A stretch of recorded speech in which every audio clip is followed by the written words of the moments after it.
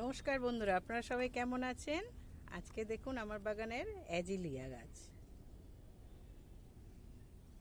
গাছটা দেখুন। আর আমি কিভাবে রাখি সবই আপনাদেরকে বলছি। অ্যাকচুয়ালি আমি বাড়িতে ছিলাম না বলে, মানে আমি অসুস্থ ছিলাম, তারপরে আমি কদিন বাড়িতে ছিলাম না, সেই জন্যে আমি গাছগুলো সেইভাবে দেখভাল করতে পারিনি। সেই জন্য আমার অ্যাজিলিয়া গাছগুলো একটু পাতা হয়ে গেছে। দেখুন পাতাগুলো কীরকম হয়ে গেছে। আমার 6টা অ্যাজিলিয়া গাছ। এবারে আমি সারা গরমে কিন্তু আমি এই গাছের ভেতরে রাখি। আমাদের এই কলকাতার গরমে, তাও এই 6তলা ছাদের ওপরে আমি কিন্তু সব গাছ, মানে সব অ্যাজিলিয়া কিন্তু আমার ছাদের ওপরে রাখি, কিন্তু আমার গাছের কিচ্ছু হয়েছিল না। দেখুন এইটা একটু ভেতর দিকে আছে বলে পাতাগুলো সুন্দর আছে। এইগুলো যেহেতু একটু সানলাইট মানে বেশি পেয়েছে, সেই জন্যে পাতাগুলো একটু ফ্যাকাশে হচ্ছে।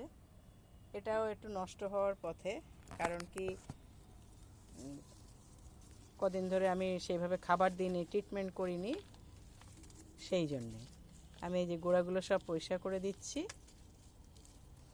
দিয়ে আমার গাছ সব সিন্ডারে আর পাতা পচা সারে রয়েছে।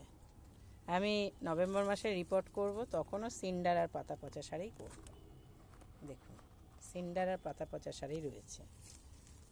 সব গাছের গোড়াগুলো এটা মারা গেছে।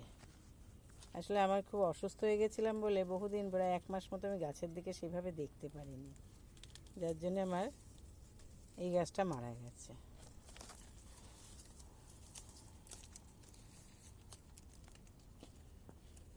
এটা মারা গেছে, সেটাকে সরিয়ে দিলাম।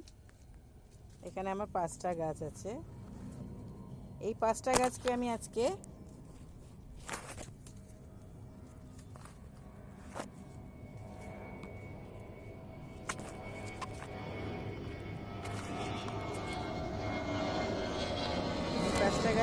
আমি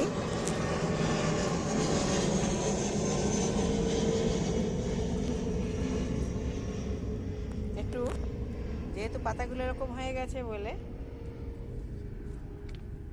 20 1 গ্রাম 1 লিটার জলে, এই যে আমি করেছি 2 লিটার জল নিয়েছি, নিয়ে 2 গ্রাম দিয়ে আমি যে সব গাছগুলোতে দিয়ে দেব।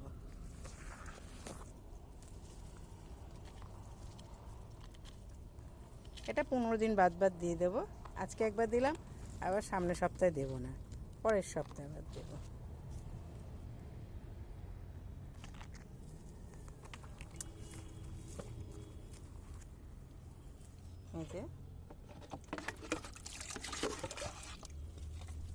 আমার এত গরমেও কিন্তু কিছু হয়েছিল না, যেহেতু আমি অসুস্থ ছিলাম, সেই জন্য আমি গাছে সেরকমভাবে দেখভাল করতে পারিনি, সেই জন্য জলও পাইনি ঠিক মতন।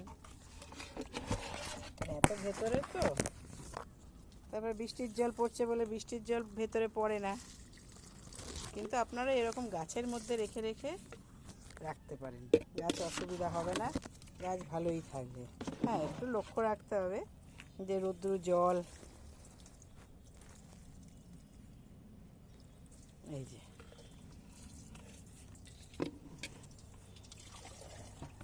আমার তো সব সিন্ডার আর পাতা পচা সারে, ওই যে সব আমার জল পড়ে যাচ্ছে।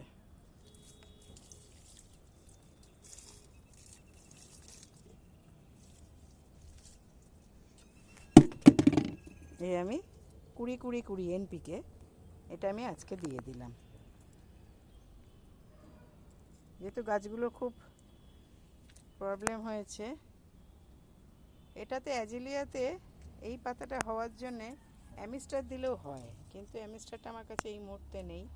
আমি আপাতত 20টাই দিলাম। আমার কিন্তু গরমেও প্রচুর ফুল ফুটেছে, দেখুন এখনও কুড়ি আসছে, গাছ থেকে দেখুন এখনও কুড়ি আসছে। আমি এগুলোকে নভেম্বর মাসে মানে এই ছাওয়া থেকে বার করব। আবার ওই মার্চ মাসে এই গাছের নিচে আমি ঢুকিয়ে দিই। এই যে বড় বড় গাছগুলো আছে, বগনবেলিয়া, পদ্ম, এই নানা রকম গাছ আছে, তার ভেতরে আমি রেখে দিই। দেখুন হাইড্রেঞ্জিয়াটা আমার ঘরে আছে, কিন্তু অ্যাজিলিয়াগুলো আমি এখানে এইভাবেই রেখেছি। এবারে দেখি গাছগুলো বাঁচে কি না। তা দেখলাম পুরো গরমে, আমাদের এপ্রিল মে জুন, জুনের গরমে, জুলাইয়ের গরমে সুন্দর গাছ আছে, কিন্তু এই আগস্ট মাসে আমি অসুস্থ হয়ে যাওয়াতে আমার গাছগুলো একটু প্রবলেম হয়ে গেছে। আপনারাও করুন অ্যাজিলিয়া, কোনো ভয় নেই। পাহাড়ি গাছ বলে কি আমাদের বাংলায় হবে না, মানে আমাদের দক্ষিণ বাংলায় হবে না? কেন হবে না? দক্ষিণবঙ্গে নিশ্চয়ই হবে। হোক না গরম, দেখি না চেষ্টা করে কি করা যায়। আপনারা এইভাবে করুন, আপনারাও ভালো রেজাল্ট পাবেন। ভয় পাওয়ার কিছু নেই। গাছ হচ্ছে আমাদের হাতের ওপরে। আমরা গাছকে যেভাবে তার মানে ভালো জায়গা, তার আরাম দিতে পারবো, গাছ সেইভাবে আমাদের সাথেও সহযোগিতা করবে। গাছ তো ভাবে যে মালিক আমায় কতটা কি করছে।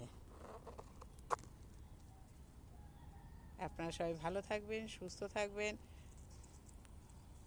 আপনাদের আরও কিছু মতামত থাকলে আমাকে কমেন্টস করে লিখবেন, আমি উত্তর দেওয়ার চেষ্টা করব যতটুকু আমি জানি। অনেক ধন্যবাদ।